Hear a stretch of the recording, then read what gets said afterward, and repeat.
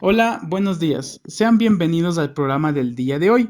Soy el Chuya Gallardo y hoy hablaremos acerca de la periodización de la historia del Ecuador. Lo veremos de manera general, desde la época aborigen hasta la época republicana. Como les digo, este será un programa en donde recorreremos toda esta historia de nuestro terruño patrio para tener una idea de cómo se desarrolló la vida en el territorio, primero de la provincia de Quito y después en el territorio del Ecuador. Bueno, comencemos. Para entender de mejor manera la historia del Ecuador, vamos a dividir a esta historia en tres puntos principales. Primero, la prehistoria, después un periodo de transición, que sería la protohistoria, y por último, la historia propiamente dicha. La prehistoria abarca del año 10.000 a.C. al 1450 después de Cristo.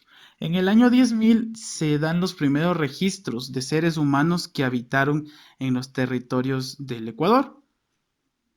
Aquí podemos observar las teorías del origen del hombre americano, como la teoría del estrecho de Bering, la teoría de autóctona, la teoría de la Polinesia, entre otras cosas. Aquí en el Ecuador podemos hablar de tres evidencias arqueológicas y antropológicas que denotan que en esta fecha comenzó el habitamiento del Ecuador. Primero tenemos al hombre de Punín, por otra parte al hombre de Patalcalo y finalmente al hombre de Otavalo. Esas son las primeras evidencias de poblamiento en el Ecuador. Después de eso tenemos cuatro periodos que componen la prehistoria ecuatoriana. Primero, el periodo precerámico o paleoindio, el cual va del 10.000 a.C. al 3.600 a.C. Aquí podemos destacar lo que es la cultura de Las Vegas, que se desarrolló en la costa ecuatoriana. Tomemos en cuenta que en América la periodización de la prehistoria es diferente a la europea. El periodo de precerámica corresponde al periodo paleolítico, mesolítico y neolítico. Pero ¿por qué se da esta diferenciación? Principalmente porque en Europa y en África el ser humano tuvo que ir evolucionando, desde el Australopithecus hasta el Homo sapiens. Acá al Ecuador llega ya el Homo sapiens. Es por eso que se da esta diferenciación en términos. Pero hablando cronológicamente, el periodo precerámico corresponde al periodo neolítico superior y a una transición a la edad de los metales. Por otra parte, tenemos al periodo formativo o agroalfarero, que va del 3600 a.C. al 500 a.C. Aquí se desarrollan culturas como por ejemplo la cultura Valdivia, que es famosa por la realización de estatuas que representaban a la mujer, conocidas como las Venus de Valdivia o figurillas de Valdivia. Después tenemos la etapa de desarrollo regional o agrominera, en la cual va del 500 a.C. al 500 después de Cristo. Aquí se desarrollan culturas como la Jambelí, la Bahía y la Tolita. La cultura Tolita es famosa porque comienza a fundir metales como el oro o el platino. El platino se funde antes que en Europa, aquí en la civilización latolita. El periodo de integración es el último de este conocido como la prehistoria, en el cual se lo conoce también como periodo de integración o periodo de los señoríos étnicos, la unión ya de culturas, formando asociaciones más complejas. Aquí se puede evidenciar presencia de culturas como los manteños, los huancavilcas, los caranquis y los cañaris. Los cañaris, los cuales tendrán mucho protagonismo en la dominación de los españoles sobre los pueblos incas. Por otra parte, en la prehistoria se habla acerca del reino de Quito. Este reino de Quito es muy controversial. Hay personas que apoyan la existencia de este, como el padre Juan de Velasco, y hay otros que son detractores, como por ejemplo Federico González Suárez. Esto merece un programa aparte en el cual se verá sobre el Reino de Quito. Por eso no nos adentraremos mucho en este tema. Ya pasando a la siguiente etapa, la cual corresponde a la protohistoria. Esta protohistoria es un puente entre la prehistoria y la historia. Aquí en este periodo se puede recalcar que fue el periodo en el cual llegaron los incas al territorio ecuatoriano. Va del 1450 a 1526, es decir, tiene una duración de 76 años. Los incas estuvieron aproximadamente ese tiempo en territorio ecuatoriano. Uno de los más importantes acontecimientos que se da aquí es la guerra civil entre Atahualpa y su medio hermano Huáscar, por cuál sería el emperador del imperio inca o Tahuantinsuyo.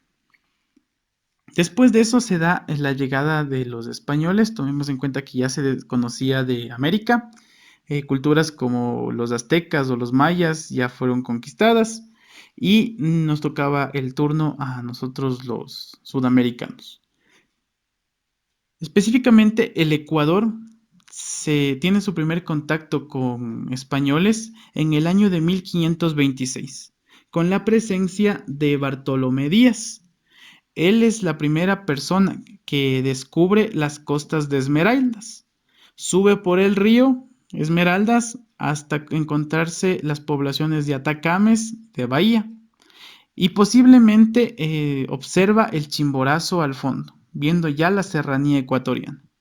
En posteriores viajes de descubrimiento al territorio ecuatoriano, llegan a Guayaquil, a la isla Puna, y tienen contacto con estas culturas que vivían aquí.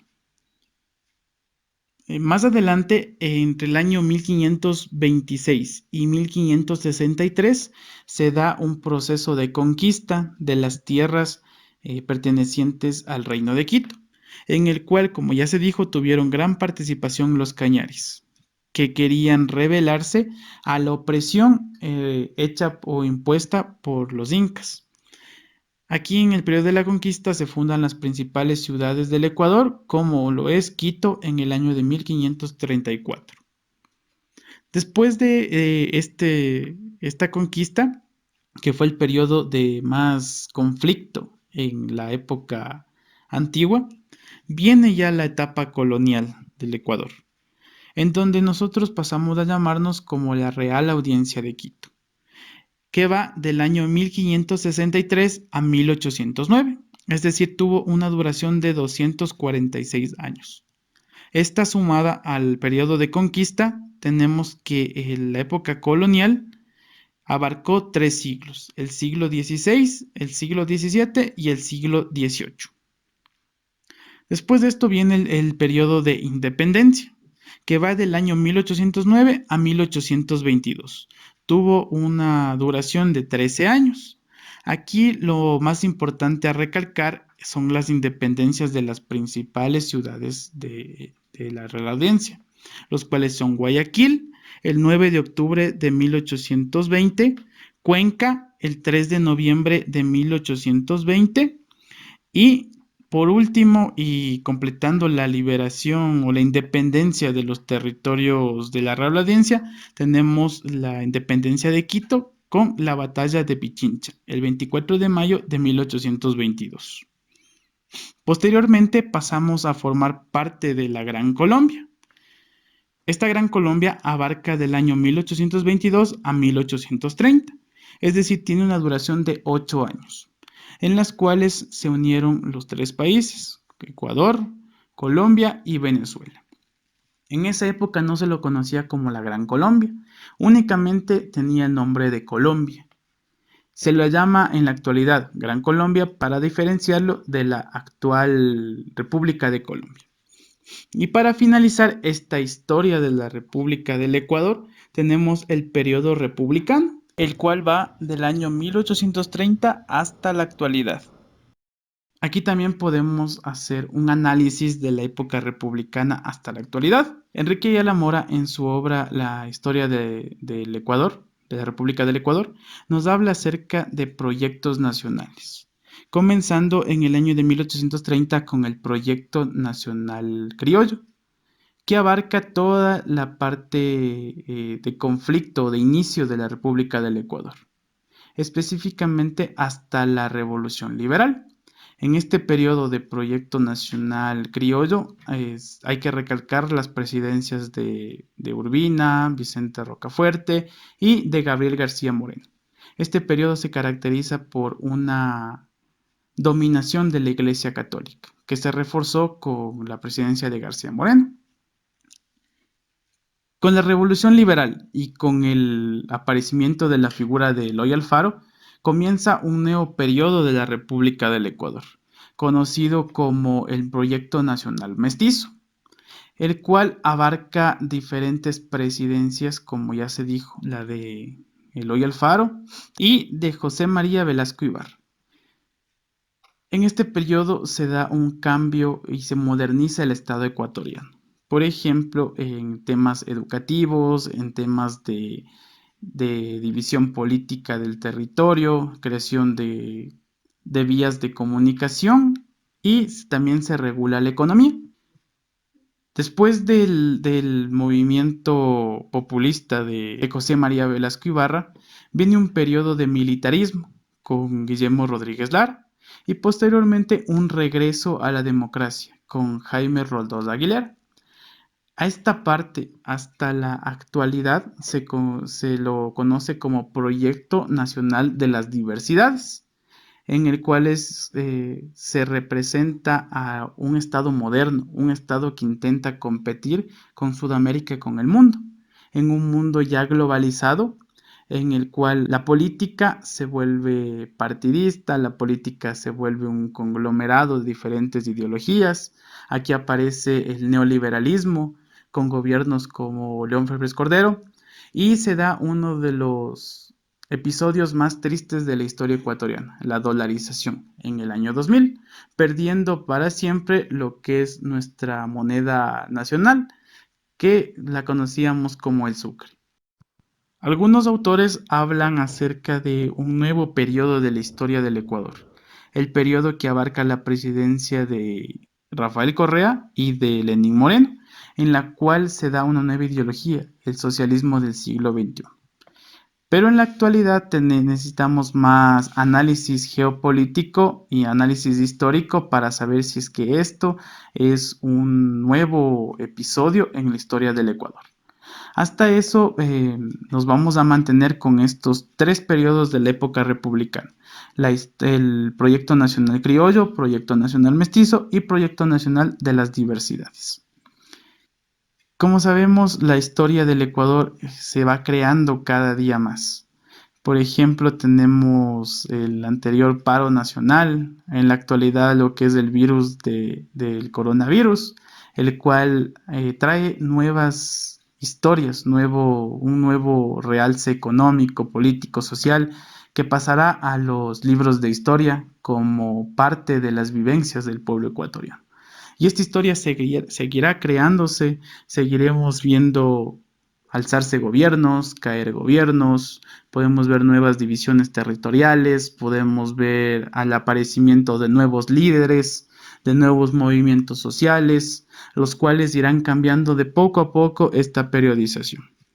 Como hemos visto, hemos realizado un avance un poco rápido de toda la historia del Ecuador. En posteriores programas haremos un detallado de cada una de estas etapas y de lo que éstas representan. Por el momento se puede analizar al Ecuador políticamente con estos tres periodos para tener una idea de cuál es nuestra identidad y nuestro sentido como quiteños y como ecuatorianos. Bueno, hasta aquí el programa del día de hoy.